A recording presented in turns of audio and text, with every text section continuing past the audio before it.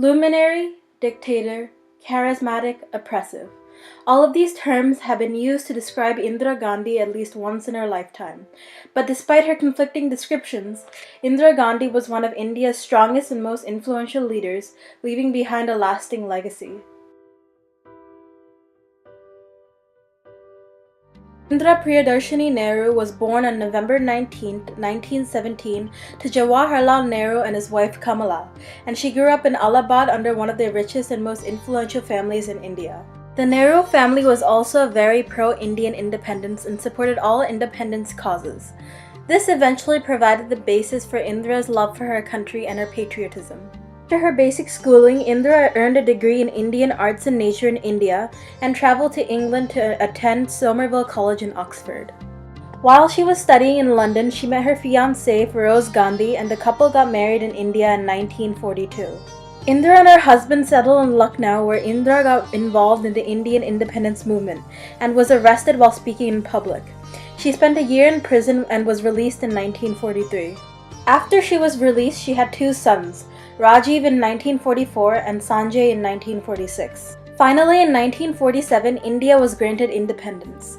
Due to differences in religion, the northeast and northwest regions, mainly practicing Islam, became East Pakistan and West Pakistan, leading to mass migrations.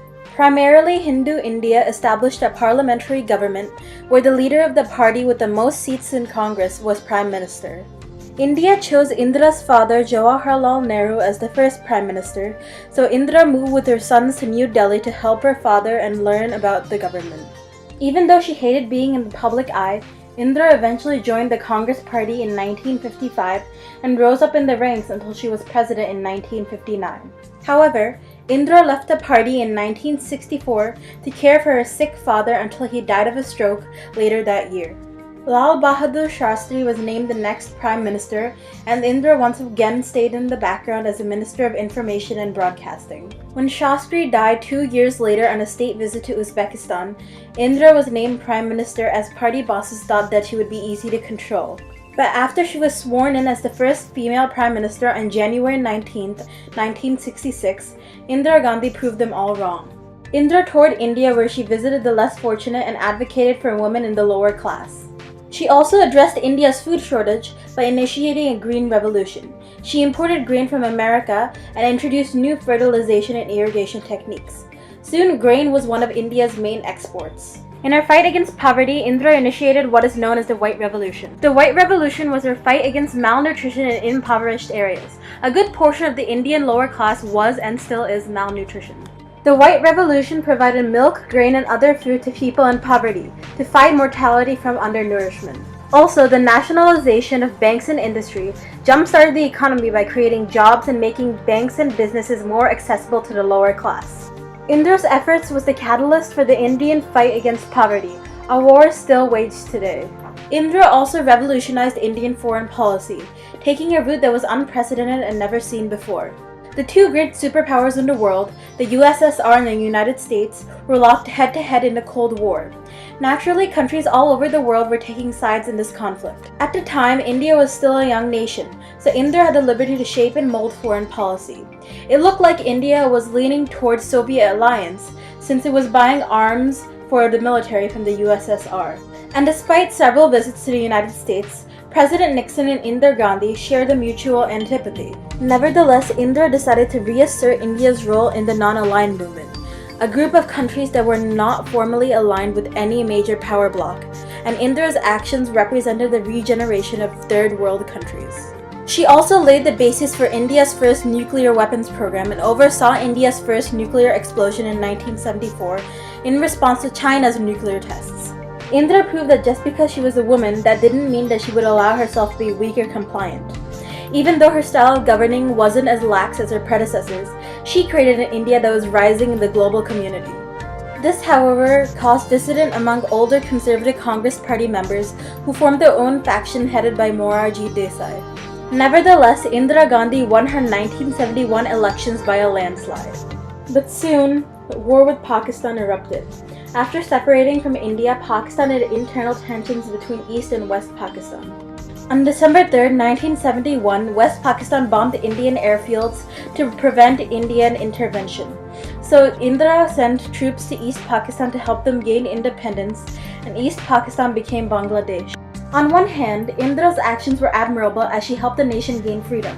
But on the other hand, some say that this just worsened Indian-Pakistani relations. We were threatened by the military regime of Pakistan in no uncertain words. There has been a situation of indirect aggression. And I don't think that you could point out to me any other head of government who in the present circumstances would have been so restrained.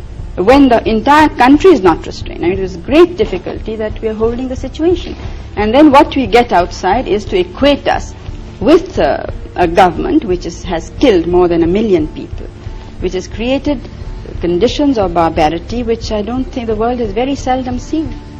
Perhaps against the Jews in Hitler's time, but I don't think in any other time of history has this sort of thing been witnessed. The war with Pakistan, however, caused a recession in India. Indira's public image also worsened as the Congress party officially split and state governments deteriorated. In 1975, a court in Allahabad convicted Indira Gandhi of electoral malpractice as she broke several laws during her campaign. Many people called for her resignation and her public image was ruined.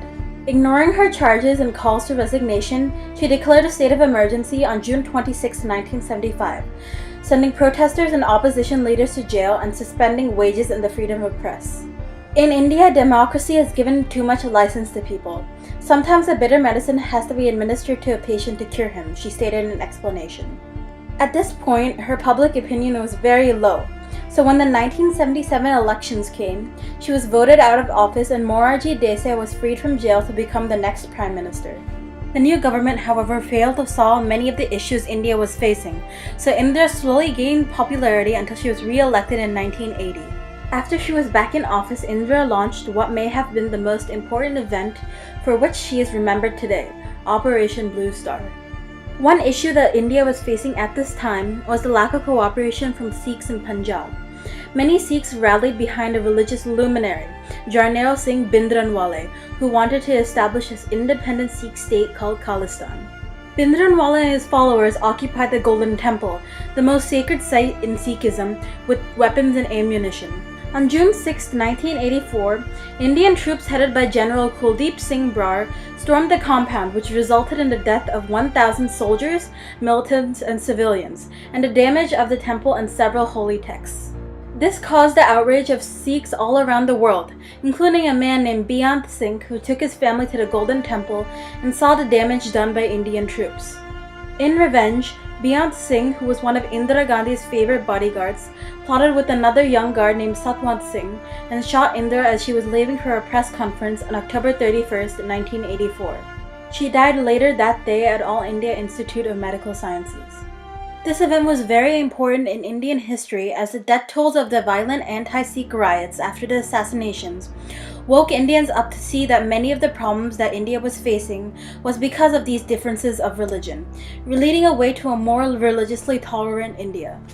Indira's legacy lives on today as her philosophies were applied by her son Rajiv, who also became a prime minister, and her daughter-in-law Sonia and grandson Rahul, who hold powerful positions in government today. Indira's legacy is most characterized by her accomplishment of giving India an identity in the global community. It was through her efforts that the world recognized that the young nation was a force to be reckoned with, but also a valuable ally. A popular term was coined for Indira after her death, India's Iron Lady. It was in Indira's time that India became the third largest reservoir of skilled scientific and technical manpower, the fifth military power, the sixth member of the nuclear club, seventh in the race for space, and the 10th industrial power.